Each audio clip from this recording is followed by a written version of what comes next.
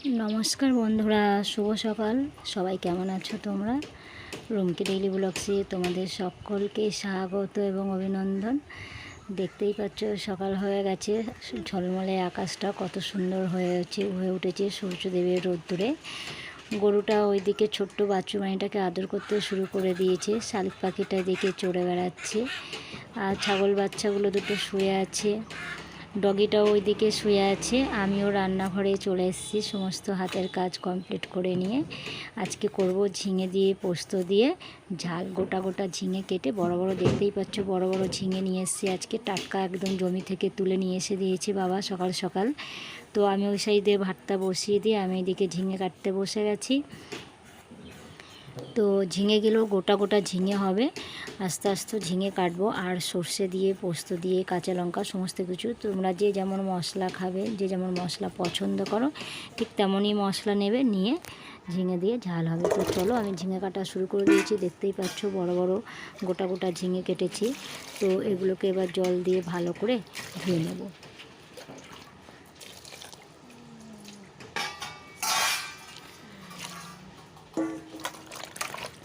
তো ওই জল দিয়ে ভালো করে ধুয়ে নিয়ে তোমরা এবার এগুলোকে কী করবে পিস পিস করে কেটে নেবে। আমি এবার পিস পিস করে কেটে নেব।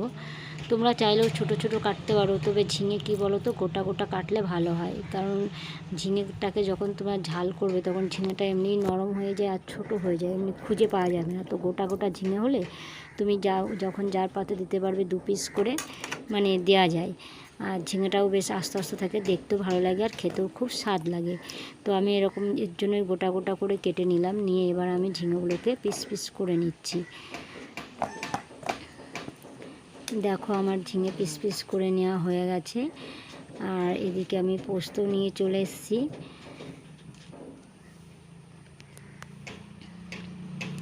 চলো এবার উনানের কাছে যাওয়া যাক। আমার ভাতটাও ওই সাইডে হয়ে গেছে, আমি ফ্যান ঝরাতে দিয়ে দিয়েছি উপর দিয়ে।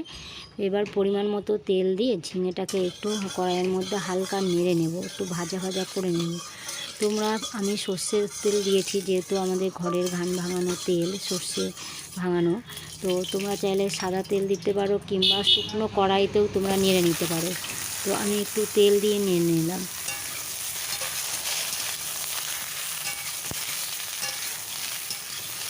অল্প কিছুক্ষণ নেড়ে নেওয়ার পর যখন একটু ভাজা ভাজা হয়ে আসবে তখন আমি ঝিঙেগুলোকে নামিয়ে নেব। আর তোমরা একটু জালটাও আস্তে দেবে, খুব জোরে জাল দেবে না, তাহলে ঝিঙেগুলো নিচে ধরে যেতে পারে। তো আস্তে আস্তে কাঠের উনুনের জাল তো আস্তে আস্তে দেবে, গ্যাস হলে একটু কমিয়ে দেবে।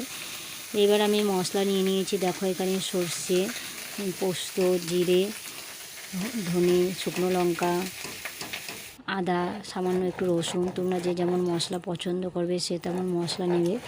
আর যারা নিরামিষ খাবে তো তাদের কোনো কথাই নেই, শুধু সর্ষে পোস্ত একটু জিরে বাটা কাঁচা লঙ্কা বাটা দিয়ে হয়ে যাবে। তো আমি মশলাটাকে ভালো করে বেটে নিচ্ছি সমস্ত মশলা।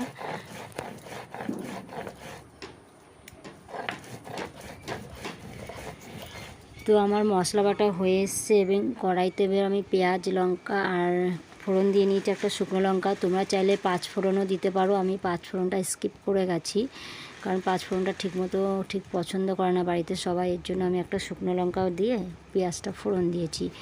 তোমরা চাইলে পেঁয়াজগুলো বেটেও নিতে পারো, আমি পেঁয়াজটা কড়াইতেই ফোড়ন দিয়ে নিয়ে আমি এবার মশলাগুলো দিয়ে দিয়েছি। আর লবণ হলুদ সমস্ত কিছু দিয়ে মশলাটাকে এবার ভালো করে ভেজে নেব। যখন লাল লাল হয়ে আসবে সামান্য পরিমাণে একটু জল দিয়ে নেব।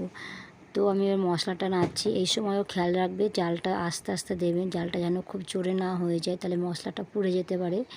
আর বেশি পোড়া পোড়া হয়ে গেলে তাহলে মশলার সেন্টটা চলে যাবে। তো হালকা হালকা মশলাটা যখন ভাজা ভাজা হয়ে আসবে লাল লাল হয়ে যাবে, তো মশলার সেন্টও বার হয়ে গেছে। এবার আমি সামান্য একটু জল দিয়ে দেবো।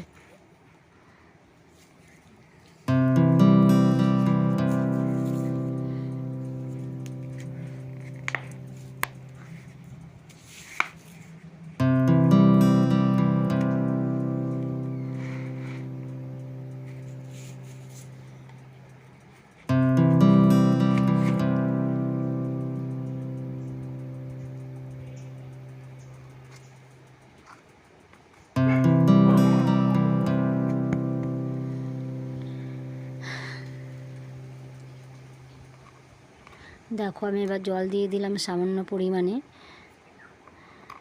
কারণ ঝিঙাটা তো অল্প জল দিলেই হয়ে যায়, কারণ ঝিঙে দিয়ে নিজেই জল ওঠে, মানে ঝিঙাটা যখন আমি দেবো না তখন এমনিতেই বক বক করে অনেকটাই জল উঠবে। তো ঝিঙাটা দিলে তোমরা বুঝতে পারবে, তো এর জন্য অল্প পরিমাণে জল দিলাম, বেশি জল দেওয়ার কোনো প্রয়োজনই নেই। তো যদি কেউ চায় একটু বেশি জল দিতে পারো তোমরা, তো আমি অল্প জলেই করি, কারণ ঝিঙে দেওয়ার পর অনেকটা জল এমনিতেই উঠে যায়। ঝিঙে এমনি মানে জলসু টাইপের, মানে রসলো টাইপের, তো দেওয়ার পরে তোমরা দেখো ঝিঙেটা দেওয়ার পর অনেকটাই জল উঠে যাবে।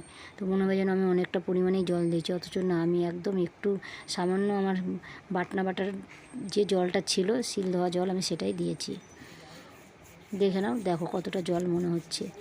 তো আমার মতে বেশি জল না দেওয়াই উচিত, যেহেতু এটা রসালো জিনিস। তো অনেকে যারা একটু ঝোল ঝোল বেশি খেতে চাইবে তারা একটু জল বেশি দিতে পারো, যেহেতু আমি একটু মাখো মাখো করবো, এর জন্য আমি সামান্য পরিমাণে জল দিয়ে নিয়েছি। তো ঝিঙেটাকে একটু ভালোভাবে নেড়ে নিই। আমি এবার থালা চাপা দিয়ে দেবো, তোমরা যে যেটা পারবে সেটা চাপা দিয়ে কিছুক্ষণ ঢাকা দিয়ে রেখে দেবে। খুব সুন্দর সেন্ট বার হচ্ছে এখনই।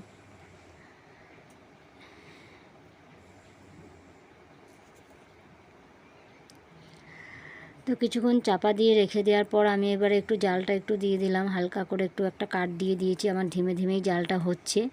তো দেখো এবার আমার ঝিঙেটা হয়ে এসছে কিছুক্ষণ রেখে দেওয়ার পর। আর অল্প কিছুক্ষণ রাখলেই হয়ে যায়, ঝিঙে খুব নরম জিনিস তো, মানে কী বলবো, নাড়তে নাড়তেই গলে যায়। তো গলার জন্য জলটা বেশি দেওয়ার প্রয়োজনও পড়ে না, একটু চাপা দিলেই গলে যায়। তো আমার হয়ে গেছে ঝিঙেটা। তো নামানোর সময় সামান্য পরিমাণে 2-4 দানা একটু চিনি দিয়ে নামিয়ে নিলে খুবই ভালো হয়। তো আমি একটু 2-4 দানা চিনি দিয়ে নামিয়ে নিয়েছি, তোমরা চাইলে নাও দিতে পারো। তো যারা একটু চিনি পছন্দ করো সামান্য পরিমাণে দিয়ে নিতে পারো, নিয়ে নামিয়ে নিতে পারো। তো দেখো আমার ঝিঙের ঝাল হয়ে গেছে, দেখতেও খুব মানে সুন্দর লাগছে, দারুণ লাগছে। তোমরা এইভাবে ঝিঙের ঝাল করে খেতে পারো, খেতেও খুব টেস্টি, খুব সুন্দর। আর ঝিঙে খাওয়াও খুব ভালো, পেটের পক্ষে খুবই উপকারী, ঠান্ডা জাতীয় একটা খাবার। তো চলো বন্ধুরা, আমার ভিডিওটি এইটুকুই। তো প্লিজ তোমাদের কাছে একটাই রিকোয়েস্ট, সবসময়ই বলবো, আমার ভিডিও যদি তোমাদের ভালো লাগে আর আমার কাছ থেকে যদি এই ধরনের গ্রাম্য পরিবেশে ভিডিও পেতে চাও, তাহলে প্লিজ আমার চ্যানেলটিকে সাবস্ক্রাইব করে দাও। আর তোমরা পাশে থেকো, ভালো থেকো, সুস্থ থেকো, সাবধানে থেকো। তোমার সাথে দেখা হবে আবার পরের একটু ভিডিওতে।